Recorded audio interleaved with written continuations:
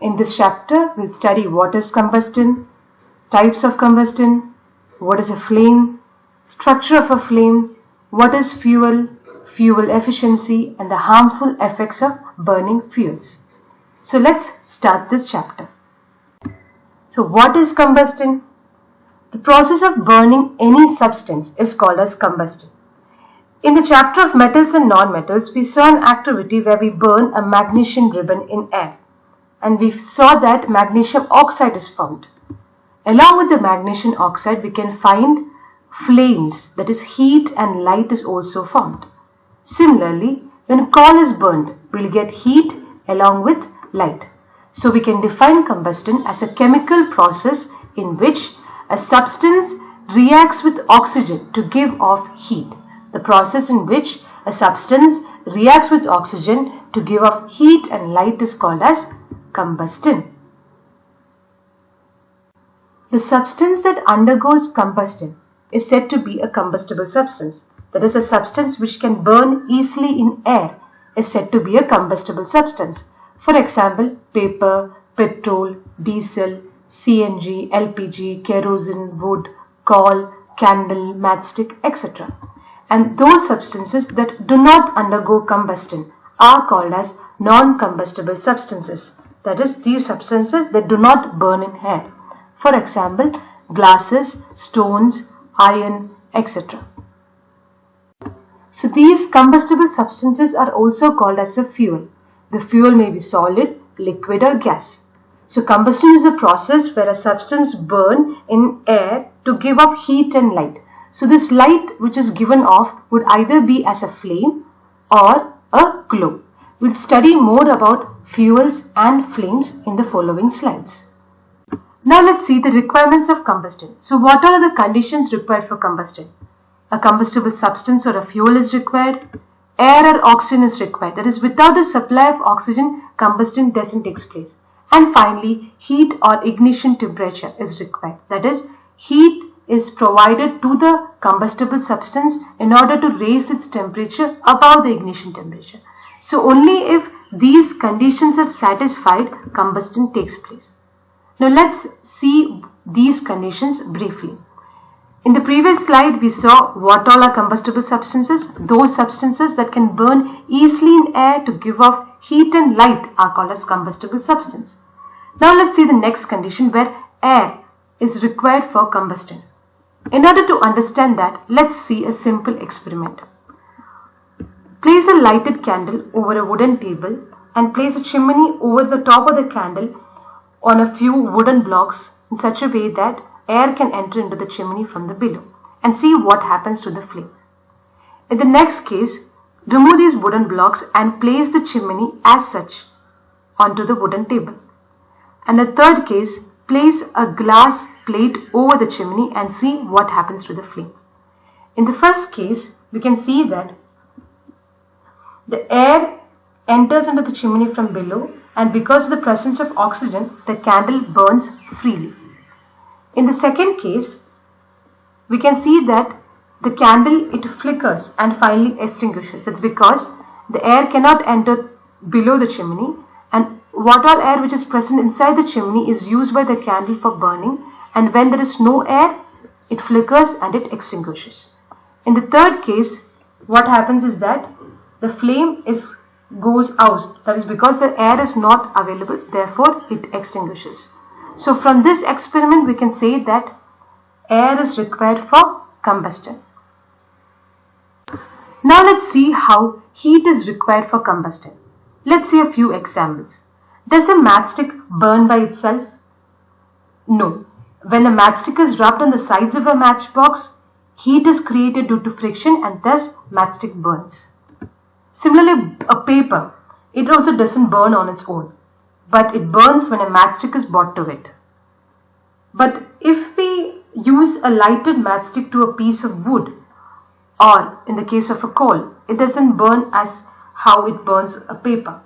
We have to either use a paper or a kerosene oil to start fire in wood or coal. So in all these cases, we understand that different substances catch fire at different temperature. The lowest temperature at which a substance catches fire is called as ignition temperature. The lowest temperature at which a substance catches fire is called as its ignition temperature. A combustible substance cannot catch fire or cannot undergo combustion as long as its temperature is lower than its ignition temperature. Therefore, we should apply heat in order to rise its temperature more than its ignition temperature. Let's see more examples. Have you ever seen the cooking oil? It catches fire in a frying pan if it's kept on a fire on the burning stove for a long time.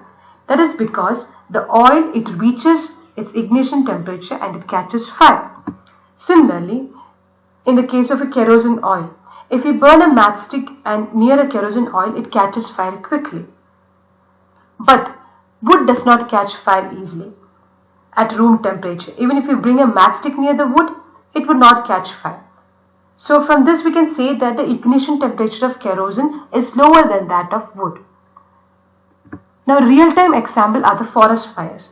During extreme heat conditions or in summer seasons, the dry leaves, it reaches its ignition temperature and it catches fire. And thus it spread to the trees and then the whole forest would be on fire. So that is a real-time example of ignition temperature. So let's study more about matchsticks. The history of matchstick is very old. The matchstick contains a mixture of antimony trisulfide and potassium chloride. The matchstick doesn't burn by itself. It has to be rubbed on the sides of the matchbox. The rubbing surface has a powdered glass and a little red phosphorus. And when the matchstick is struck against the rubbing surface, some red phosphorus gets converted into white phosphorus. This immediately reacts with potassium chloride in the matchstick head to produce enough heat to ignite the antimony trisulfide and thereby starting combustion.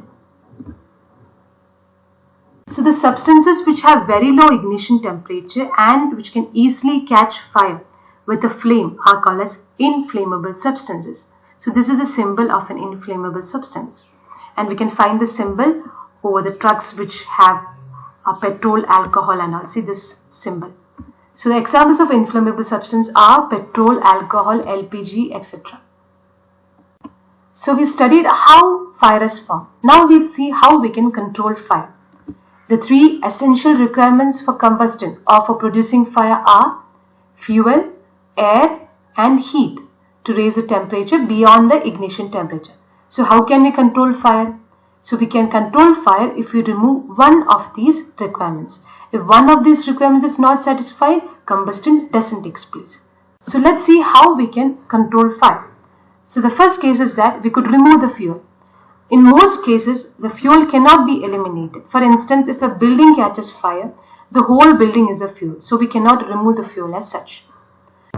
So the second way to control fire is by cutting off the supply of air. So for that we use fire extinguishers. The job of a fire extinguisher is to cut off the supply of air or to bring down the temperature of the fuel or both. There are different types of fire extinguishers. The most common one is the water extinguisher. The water extinguisher is used for extinguishing fires on solids such as wood, paper, etc. The water, it cools the fire and extinguishes it, but it is not suitable for fires involving electrical equipments. That is because if electrical equipment is on fire, the water may conduct electricity, harming those persons who are putting out the fire. And it's also not suitable for fires involving oil and petrol. We have studied in the formation of petroleum that water is heavier than oil. So if we use water to extinguish fires involving oil and petroleum, the water sinks down and the oil keeps burning on the top. Therefore, water extinguisher is not suitable for fires involving oil and petroleum. The next type of fire extinguisher is carbon dioxide extinguisher. For fire involving electrical equipments and inflammable materials like petrol, carbon dioxide is the best extinguisher. This is a carbon dioxide fire extinguisher. The carbon dioxide, being heavier than oxygen, it covers the fire like a blanket. So what it does, it cuts off the contact between the fuel and oxygen and thereby controlling the fire. It does not harm the electrical equipment. This is the best advantage of carbon dioxide extinguisher. And it can be stored at high pressure as liquids in cylinders. And when it is released from the cylinders, the carbon dioxide, it expands enormously in volume and it cools down as well. So it brings down the temperature of the fuel. Another way to get carbon dioxide is to release a lot of dry powder of chemicals like sodium bicarbonate or potassium bicarbonate, and near the fire these chemicals, they give out carbon dioxide. So in such a case we could cut off the supply of air. Now the third method of controlling fire is by reducing the temperature of the object. For that, water is used. Water cools the combustible material so that its temperature is brought below its ignition temperature, and this prevents the fire from spreading. The water vapors also surround the combustible material, which helps in cutting off the supply of air, thereby extinguishing fire. So we can control fire by removing the fuel, by cutting off the supply of air, or by reducing the temperature of the combustible material below its ignition temperature.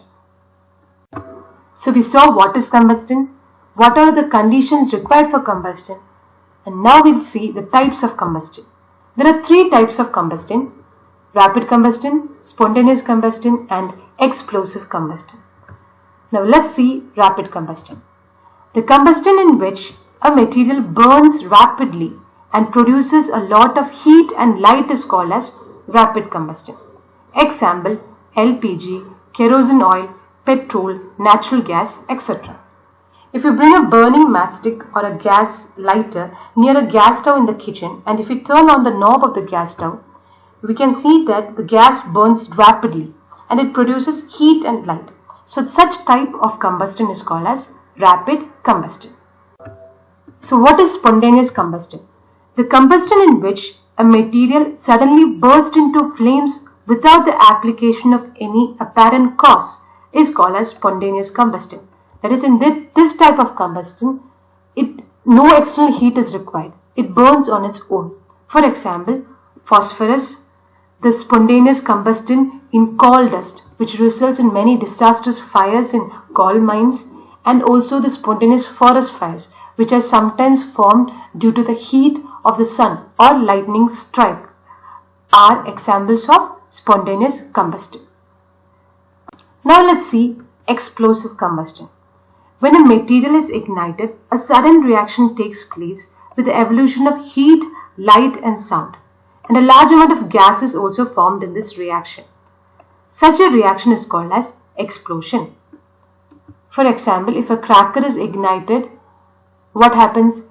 It burns with a large sound, with the evolution of heat and a large amount of gas. Such type of combustion is called as explosion. So we studied that a combustion is the burning of any substance to give off heat and light, and this light is given off during combustion either as a flame or as a glow. So the next topic is about flames.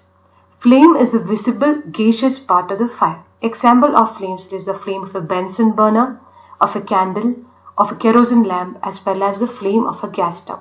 So how is flame formed?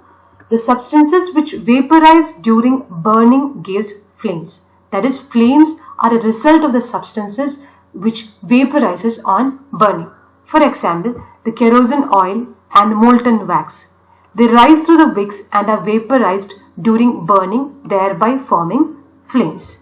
And there are some substances which burns without producing flames. For example, coal, charcoal, they only glow to give off the light. Now let's study the structure of flames. The flame mainly contains three parts: the outer zone, the middle zone and the innermost zone. Now let's see each of these zones briefly. So the first part is the innermost zone. It is black in color and it consists of unburned wax vapors. It is the least hot part of the flame as no combustion takes place here. So the next part is the middle zone. It is yellow in color and it is a luminous zone. It's moderately hot and here partial combustion takes place.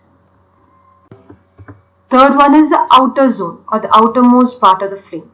It is blue in color and it's faintly visible. It is a non-luminous zone and it is the hottest part of the flame. Here complete combustion takes place. So that's all for the structure of flames. The goldsmith blows these outermost zone of the flame with a metallic blowpipe for melting gold and silver. That is because the temperature is high on the outermost zone and it's sufficient enough to melt gold and silver. Therefore, the goldsmith used this part of the flame. So in the first few slides, we saw that the combustible substances are also called as fuels. So what is a fuel? The substance that undergoes combustion to produce heat energy is called as fuels. The substance that undergoes combustion to produce heat energy is called as fuels.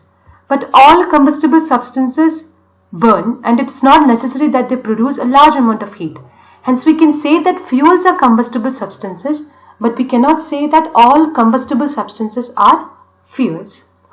The fuels can either be solid like coke, coal, wood, cow dung cake, or it can be liquid like petrol, kerosene, diesel, liquid petroleum gas, or sometimes gas as well, methane, compressed natural gas, biogas and hydrogen.